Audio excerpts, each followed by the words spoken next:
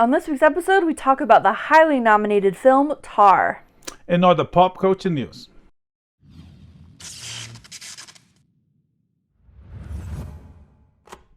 So we saw Tar, Cate Blanchett movie about.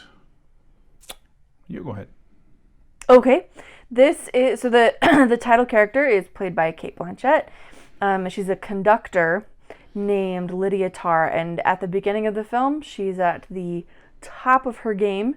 I haven't seen a trailer, and we don't want to spoil anything necessarily. We'll just say this is a very elite woman. She's been the conductor of the Berlin Philharmonic for something like 5 years. She's doing interviews with the New York Times. She's writing a book. She's like the elite of the elite. Studied under Leonard Bernstein and all this other stuff, and we follow her career. As she's preparing to complete recordings of all 9 of Mahler's symphonies. The 9? Yeah. All 9 of his symphonies. And she's going to finish with a live recording of number 5. And so all the events are taking place against this backdrop. Yes.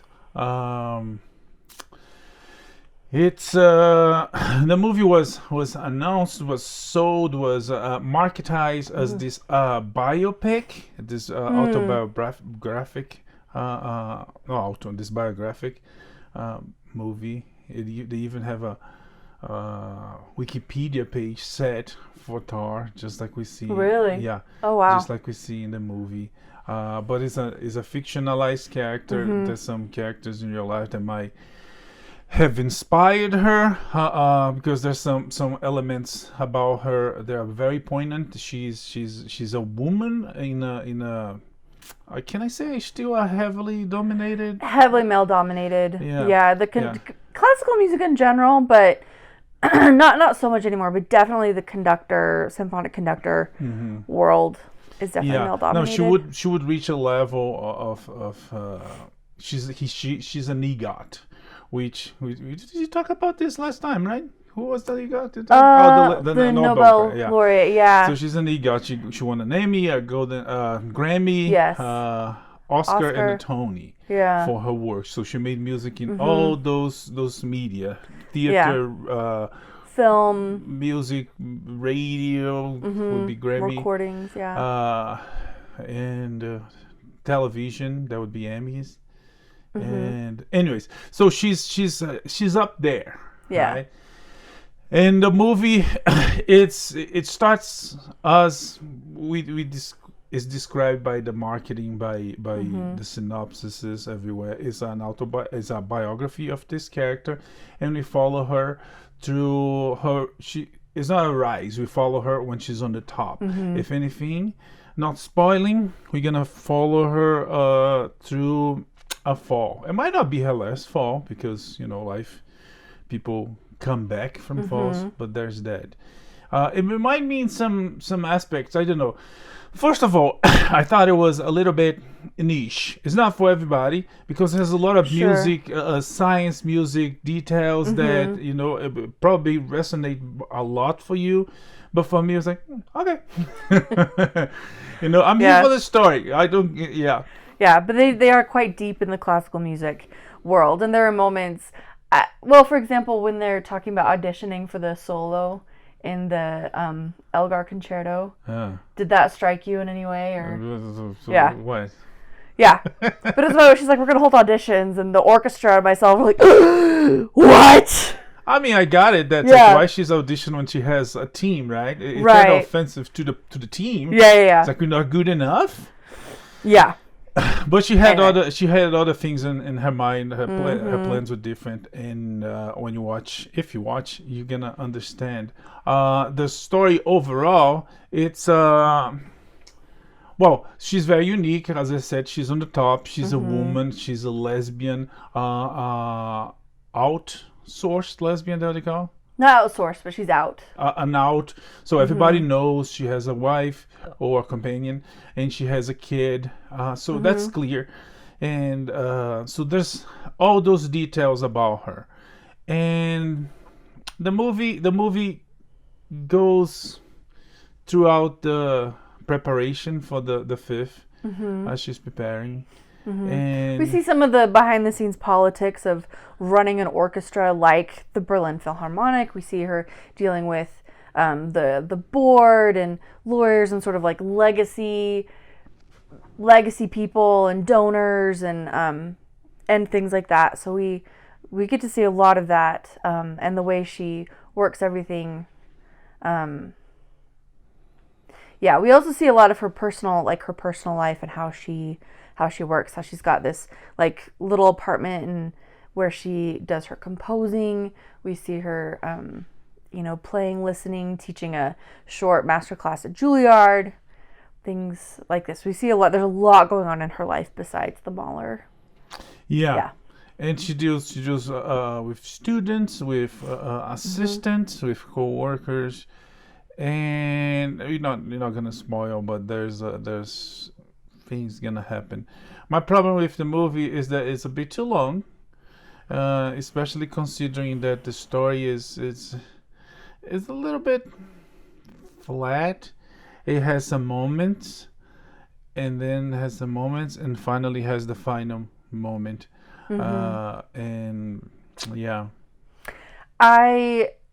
For the most part, I really enjoyed it. It didn't need to be quite so long, but I thought it was really interesting.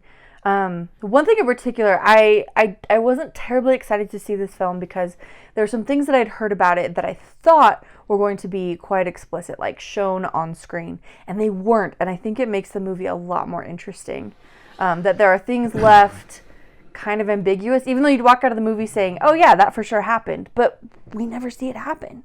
So we don't know any more than anybody else does. And I think, so there was some really good filmmaking there. Cate Blanchett, of course, was incredible. She learned to play the piano for this. You would never guess that she learned for this film. She played the piano. She learned to conduct the orchestra, and she learned German.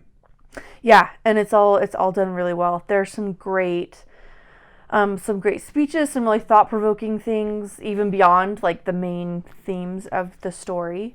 I think it's a good movie.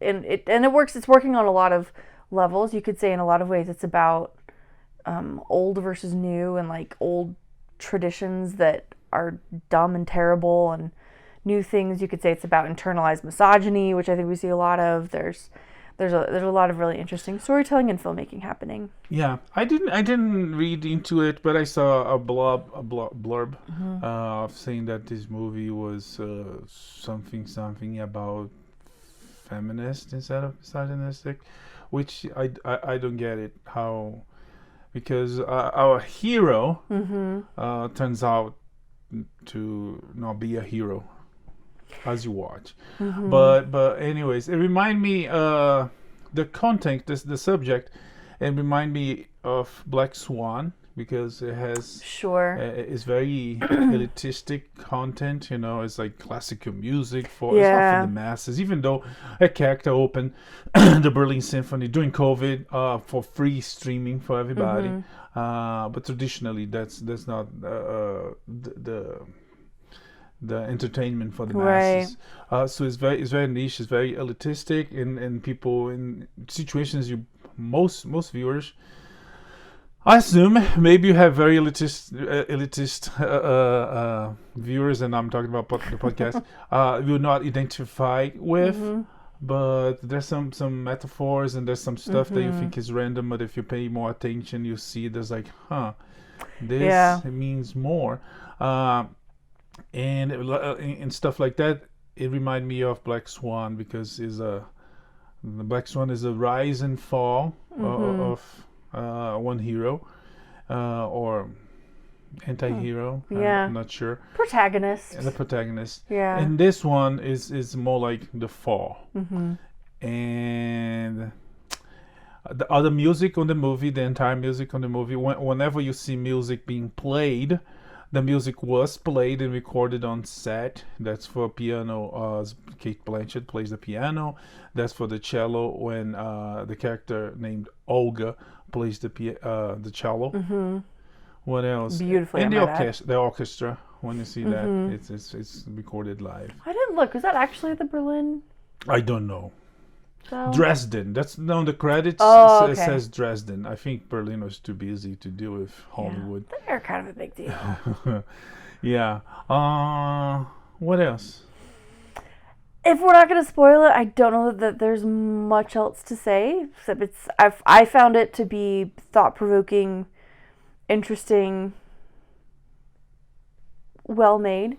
It's not a particularly cheery story. It's definitely it is rated R. It's not a family film by any stretch of the imagination. But it's certainly thought-provoking, conversation starting.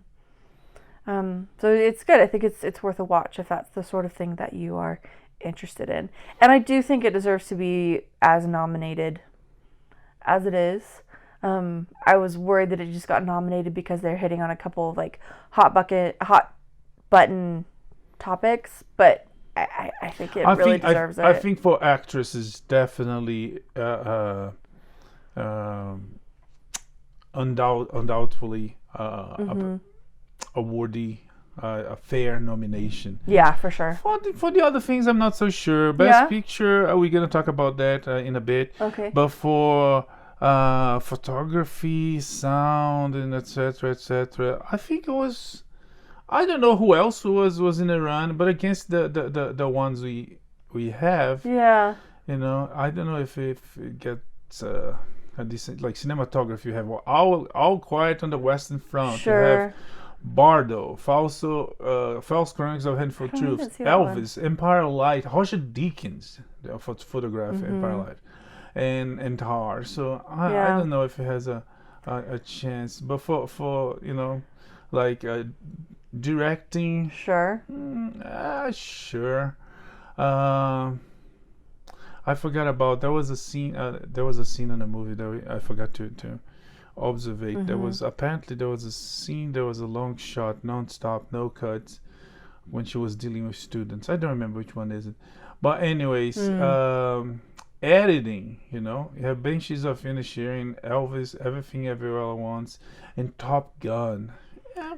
I don't know, but for actors, definitely, it's a worthy, it's a fair nomination on my unhumble opinion.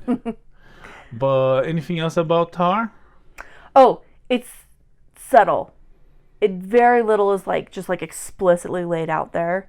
So like you said, but everything is on purpose. So pay attention. There's glances. There are things that happen in the back, out of focus, but are still important. And so you've really got to just pay attention to the whole thing. But it's yeah. Okay, I'm done now, for real. Anyways, which brings me a question. Since you said it's subtle, a man predator, an abuser.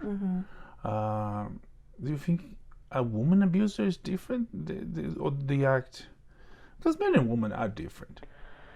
Sure. When you talked about subtleties. Yeah. Harassment on the ways that happens, and it happens in the movie. I'm not gonna give details about it, but it happens. Do you think a woman are generally different when they do that kind of thing to other women or to men? Yeah. Or they just the same as power, and power corrupts, and they do it in right, in all sorts of ways that go from subtle to open, So that's a really good question, and I am fortunate that my experience with this is limited to none. Actually, fortunate. Didn't I say? You said unfortunate. Whoops! Nope, that is not what I meant. Not even close. No, I am very fortunate that I have not had much experience with this. I imagine there's probably she works for me, but I didn't harass her. I didn't compel her to be here. No. But I did have to marry you to get this gig. So yes, that's right. I don't know. Read into that whatever you want. Jeez, she had to go through all sorts of things. Hard things. I don't know. I imagine there are probably some differences. Because and maybe just differences in the expectations of a relationship. You might expect it from a guy in power and not expect it so much from a woman in power. Because if anything, on this one, they didn't make her look like the stereotypical bad guy. She was It's always. true. She was always. I don't know if it's her nature, but she was cold to the point that even when they got close to her, she was still cold. She was not shaken. Yeah. You know.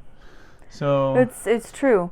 It's true, and something, a complexity to it that I really enjoyed is she's an incredible musician. yeah. Like when she conducts that Mahler, like she's good with the orchestra, and it sounded beautiful, and it was moving. And when she sits down and plays Bach, when she talks about Bach, like I felt that. Yeah, and that's one thing. And so to me, as it like she's not just like a straight up bad guy. Like she's capable of doing incredible things, which is dangerous because you know, and she talked about that when she's talking to a student in the beginning of the movie, that the student said, "I'm not gonna play Bach because he was a misogynistic. He was a straight white guy with 20 kids. I'm a person of color, by etc. Yeah. Blah blah blah. I wouldn't play him." And then she goes in his defense and plays him, and it's like, "Really?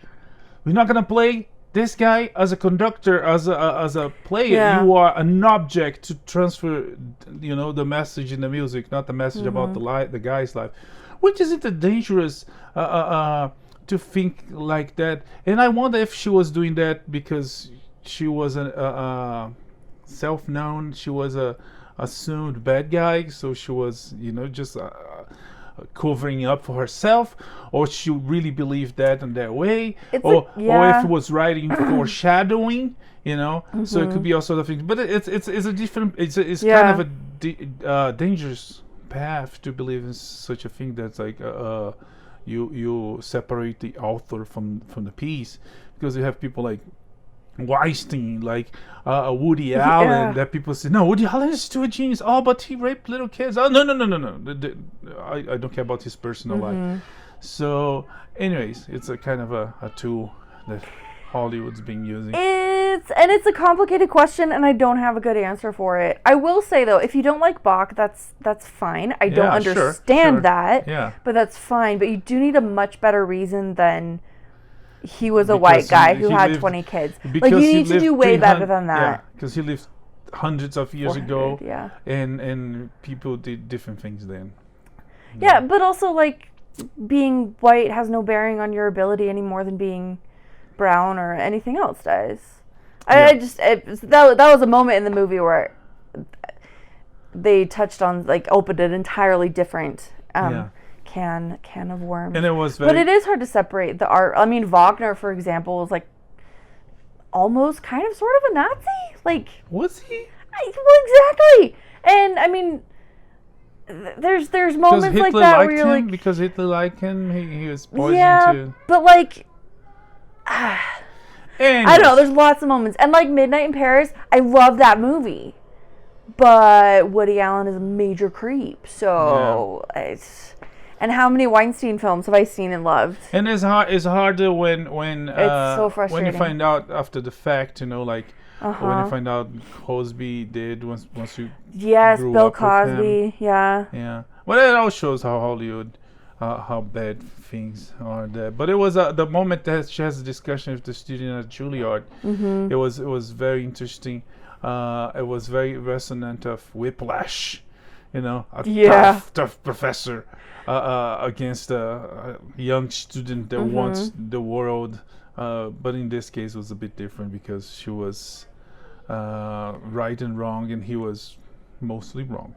Yeah. Anyways. Also, she didn't beat him up, but she did absolutely destroy him without raising her voice, without saying anything like terribly unkind. But by the end of it, I was like, oh my gosh, this kid is just like a pile of, oh man. Yeah, no, she decimated him. She decimated him with arguments that on the core of his beliefs, because he's an artist.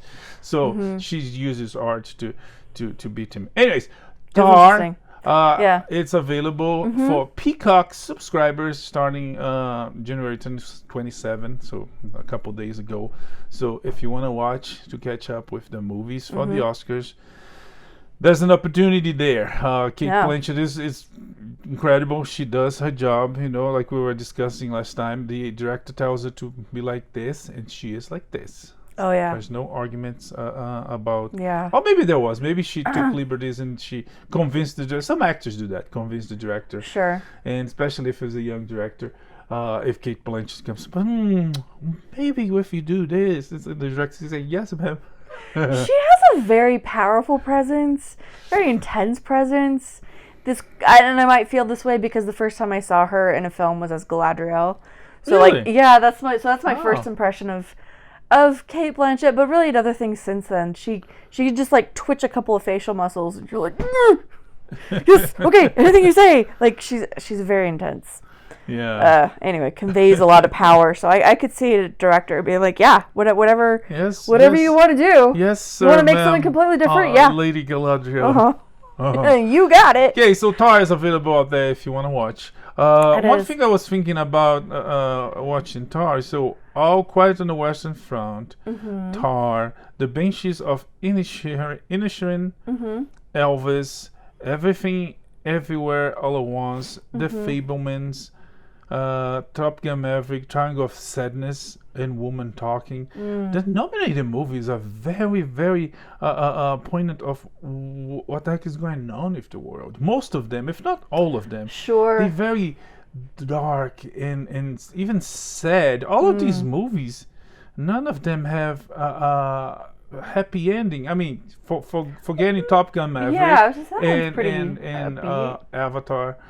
But Avatar shouldn't be there, if you ask me. No. And Top Gun. And I think a good indicator of that is how few other nominations it had. It's not up for Best Director. It's not up for acting.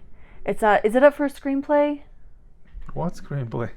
Okay, fair enough. And I just feel like if it really is the best movie, surely it would have been best in some of those other categories too. Yeah, and I'm no expert. I'm just on a podcast about movies. But I just feel like if a film is really the best, then it's probably should be at least nominated for some of those other things. Yeah. If anything, it's the exception, because most of the other movies, also with the exception of Top Gun, are movies that didn't make... It's movies... With the exception of the two, is movies that got nominated but people didn't see it, and people maybe went to see it after the movies were nominated. So it's again the Academy still alienated from the popular media, the popular opinions in what people see, which is, it's very, very common. Of course, in this case, with the exceptions of Top Gun and Avatar. And that happens since they changed the category for Best Picture to 10 or more. That's right. Just to benefit of big popular movies. Because, people that to saw make those room for things that people actually watch. Yeah, people that saw those big popular movies. I was like, I love that movie. Why the movie was not nominated? And then you have Tar, and you have, Woman Talking, a movie that I don't even know where you can find. Or Triangle of Sadness. Yeah. I think that's a movie that I think was nominated only for Best Picture. I don't know. Anyways, so it's very interesting how the lack of joy, I mean, besides Top Gun and I guess Avatar, lack of joy in this Spielberg movie does have a beautiful happy ending. It does, but to get but there, it is bittersweet. Yeah, man. but to get there, it's a journey of sadness. Not a triangle. That's another movie. Yeah. Anyways, enough about the Oscars. Yeah. Well, one more thing about the Oscars. We mentioned him yesterday, Kazuo Ishiguro, who is a Nobel laureate. And is nominated for his adapted screenplay, right? For Living? Yes, he adapted from Kurosawa movie. That's right. So he has said that he just loves his fellow nominations, Top Gun and Glass Onion. Oh, well, of course he loves Top Gun. Everybody loves Top Gun. I know, but yeah. But it's nice. I like this little tidbit because it's nice to see someone who could come across as very highbrow and snooty and the Oscars. It's Top Gun and Glass Onion were super fun. It's like a chef eating a hamburger, Yes. It's who could say no to a hamburger? Yeah. I mean, of course, we Somebody know who's way too full of themselves. There's groups of people that refuse to eat meat, but that's a different issue. The people that actually eat meat. Yeah. It's like, really? Anyways. Yep. Yeah, no, cool guy. I have a quick one that just happened. Oh boy. The Last of Us was renewed for season 2. Okay. So if you played the video game Last of Us 1 and loved it because everybody loved it, Yeah. and if you didn't play, or if you played The Last of Us 2, that everybody hated, but if you still played, it might be time to play or to replay before season 2, because season 1 is going to be the first game. Season 2 is going to be the second game. There's rumors that they might build a season 3 video game. Might build a third video game, and maybe gonna have a season 3. I don't know how this is gonna happen, because that's interesting. To make a show, it's quicker than to make a video game. Sure. So I don't know. Maybe you're gonna have a season 3, and then the game. But Craig Mazin said, no, we're not gonna expand. We're gonna stay with the source material. So if there's 2 games, 2 seasons.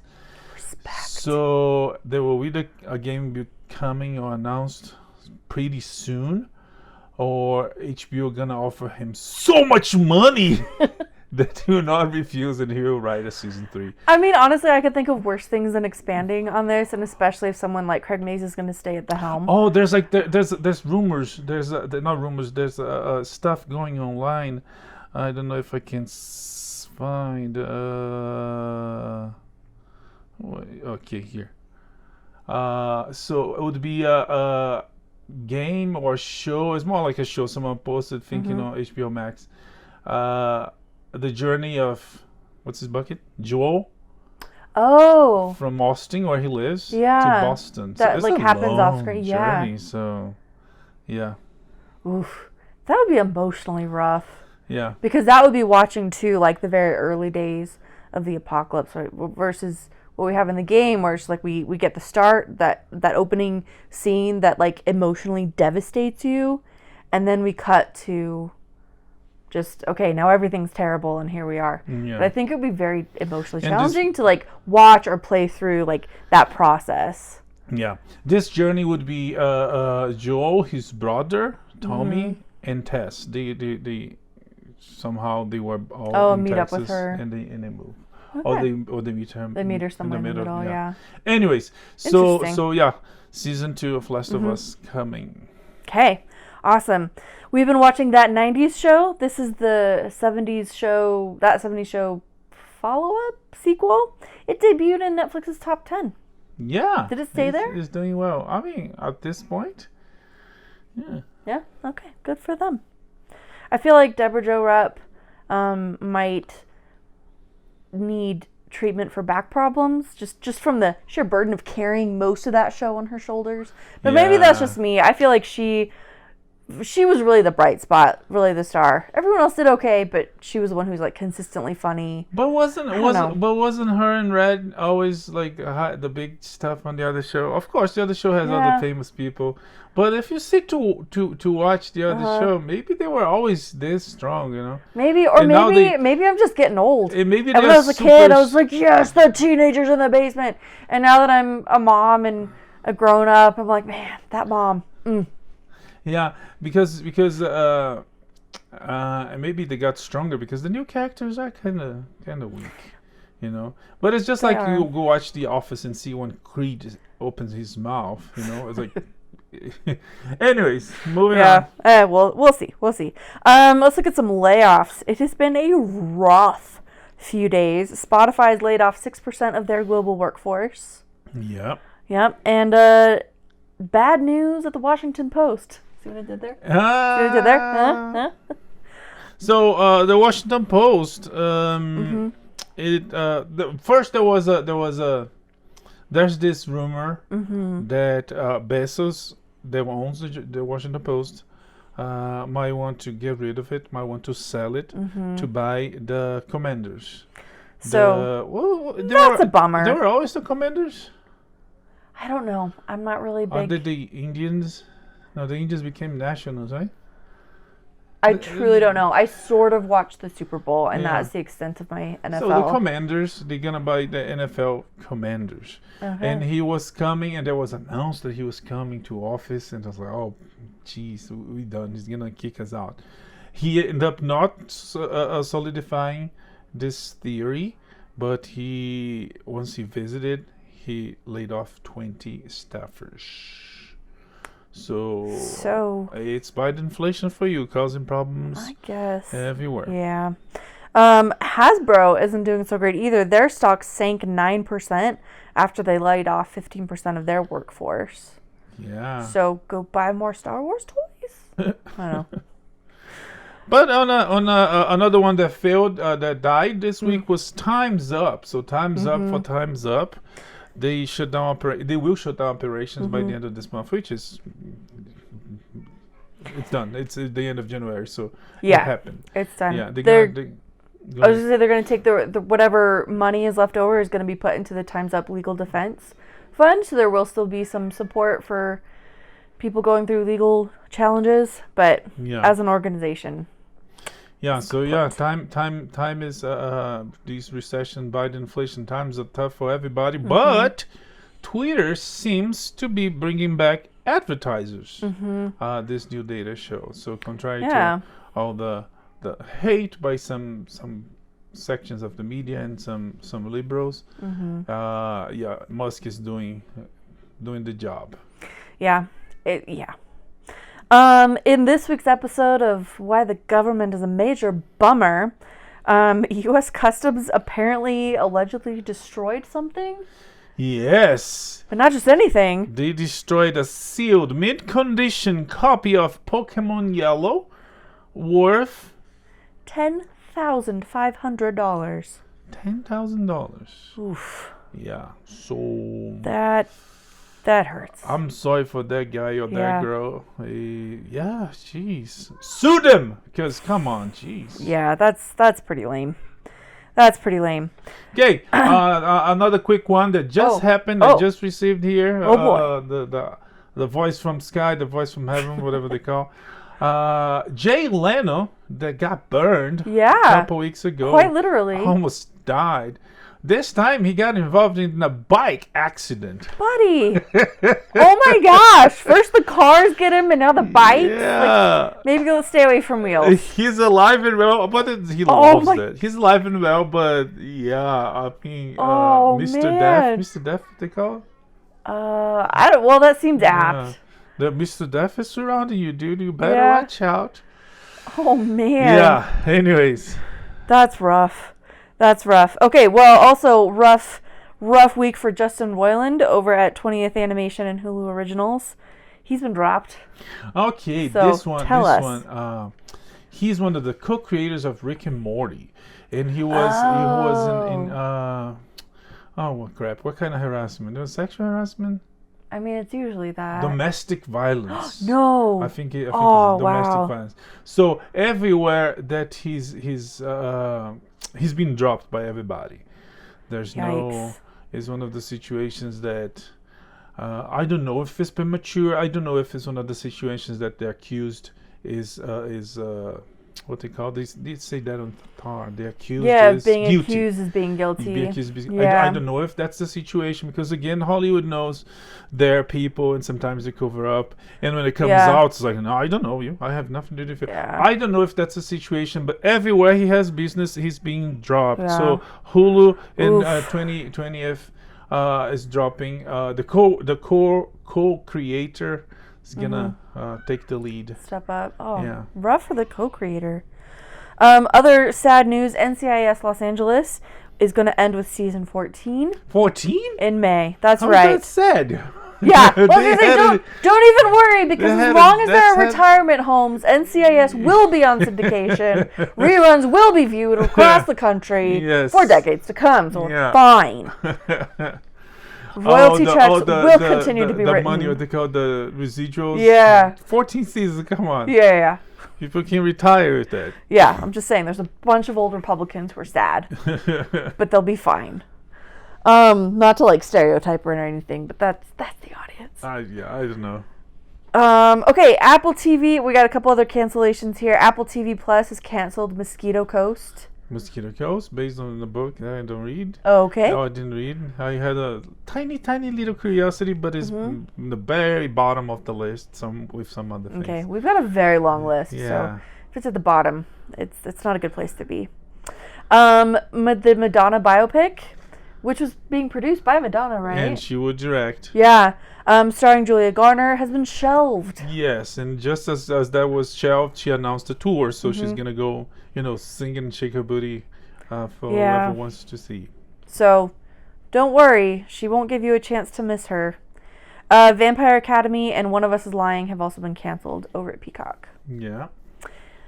But not all is doom and gloom. The Recruit was renewed for a second season at Netflix. The Recruit looks good. It looks interesting. And the Centineo, it's a good lead. He was funny on Black Adam, but this one doesn't look funny. But it looks very interesting. The spies and stuff. We might get to it one day. Not as far as Mosquito Coast, but yeah. Someday. CBS has refused. CBS has renewed a few... Which is the contrary of refused. Yeah, thanks for fixing that for me. Whew. CBS renewed a few comedies. Young Sheldon, Ghosts, and The Neighborhood. Ghosts and The Neighborhood I both really enjoyed, but especially Bob Ghosts. versus Abishola. Bob Hart's Abishola. Yes. Yeah, they're together. It's the opposite of Versus. Yes. Yeah. Which I thought I was the only person that was watching, but apparently not. So yes, they like their. I guess that's one that play on senior. What's it called? Senior houses, senior. Yeah, retirement homes. Yeah, because it has subtitles, captions for everything. 5 minutes later. You only need if you're at a certain point in cognitive decline. Oh my gosh! It reminds me. Anyways, if they make for them and they liked it, it's successful. Yeah, if there's an audience, yeah. By all means, but it cracks up every time. And it reminds me of when we went to see A Quiet Place. Because right in front of us was this older couple, and they were so cute. But it was like just the wrong movie for this because, it's A Quiet Place. There's not a lot happening sound-wise. No dialogue, yeah. So we could hear them explaining the movie to each other the whole time. Like, oh, I think she's in labor now. Yeah, she's going to have that baby. Oh, she better be really quiet. Yeah. Like, it was adorable. Anyway, so that's the crowd, I think, that is watching. Yeah. Bob Hart's Abishola. Anyway, good for them to get another season. Good for them. They got another season. Yes, they did.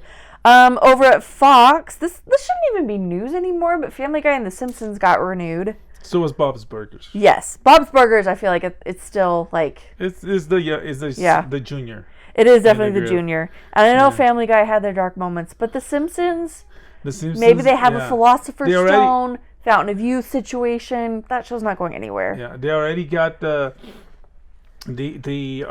cast and the crew and the producers. They paid for they just finished paying for the college for their grandkids. Now they're working on the great grandkids. Yes. But jokes apart, The Simpsons beat the record with 36 seasons a while ago. Now they even extend that record. Yeah. Yeah. They're just and didn't we say it's like the most watched series on Disney+? On Disney, we talked about that last week. It's still the most looked for, the most watched show by miles. Yeah, is The Simpsons. Marvel, Star Wars, The Simpsons still dominate. And they still have basically their original cast, right? Yeah, with some exceptions that died. Miss Krabappel died, so they retired the character in a very nice way. Apu. That's right. Gone so far. We didn't see him last couple of seasons because we shouldn't talk like this. Anyways, it's a comedy show, people. But like Dan Castellaneta is still Homer. Marge is still Marge. Bart is Bart. Barton. I think this Maggie can leave enough for 30 more seasons. And of course there was a black. No, there was a black character. There was something about black characters being voiced by black people, which does not make sense because the Simpsons are yellow. Wasn't that on Family Guy? But on the Family whole thing about Guy, Cleveland? yes, and that happened. Cleveland would be voiced by someone else, but in The Simpsons, most people are still there, and as always, voicing multiple characters. Yeah, it's really something they've got going on. All right, tell us what's going on with Michael Cudlitz. Michael Cudlitz from The Walking Dead. I can't remember his name. He was cast. He was announced to be Lex Luthor on the Superman and Lois show. Okay. And it's tough. It might be tough to imagine because we saw him with hair and mustache, but shaving mustache and shaving hair, I think might work. Yeah. Yeah. Does he have like the voice, the charisma, the presence to do a Lex Luthor? What? Because anyone can be bald. What's Lex Luthor you talking about? Because you had from Gene Hackman to Kevin Spacey. That's we true. We also had what's his bucket, Eisenberg. That's right. Yeah, Eisenberg. And as far as live action, and there's Rainn Wilson voiced him. So this is Cudlitz. Okay. Oh yeah. Okay, I can see that. And of course. Okay, so shave him. Of course, he's an older. Yeah. But okay, so an older Luthor. Superman there. I mean, older looking. That's he's true. Not actually older. But Superman and Lois, there's an older guy because he has kids, so he's been Superman for a while. Yeah. Okay. That's we'll see. We'll see. Okay. I look forward to that. Have we talked about Shazam? The new trailer? No. Let's talk about that. Yeah. Let's wrap up with Shazam. The trailer, that's it? That's all? Yeah. Okay. The trailer for Shazam looks really good. It shows a lot of the story, but it doesn't give you much details. We see the odds are... What we want from a trailer. The odds are big. There's a lot of power involved. Losing power, giving power away. And to say family, as he says in the first trailer, it's all about family. Family. I'm excited for it. Yeah. I have to say the whole superhero losing their powers and struggling with their identity, it might be my favorite superhero trope. Because then we get into like the inward struggle and that's for me where like the superhero becomes more than just watching somebody with a cool or not costume, do cool tricks on the screen. Like that inward struggle is a story that I love. I can't get enough of it. So it looks like that's what is going to be happening here, both for him, for Billy, and also for the rest of the Marvel family. Shazam, the Marvel family, the Shazam family. Marvel. Yeah. Anyways. And of course we have Helen Mirren and Lucy Liu and what's her bucket from Maria. Yes, but the actress has a name. Snow White. That too. Anyway, so some real powerhouses are joining the cast. And of course, there's rumors that Wonder Woman might be or might not be because James Gunn is cutting everybody. # restore the Snyderverse. Yeah. Anyways, last but not least, science. No. Scientists developed a metal that melts and restores its shape to the original. It's like Terminator. They even tested it. The little video shows it going between bars. Yes. Between like prison bars. Just like Terminator. Yeah. So the element, I'm pretty sure it's gallium, but don't quote me on that. It is a metal that has a very low melting point, so you can actually melt it in the palm of your hand, which is very cool. But then the whole like getting it to retake its shape is like, yeah. I don't know, guys. Is this a direction we want to go? Smart metal. Yeah. Gee. Because I saw those movies. That and AI, you guys, you shouldn't be doing that. No. Let me guess, it was Skynet Labs, right? Right? Yeah, I don't know. Anyways, that's it for this week. You come back next week with more pop culture news, entertainment. May the force be with you. Live long and prosper. Bye. Bye.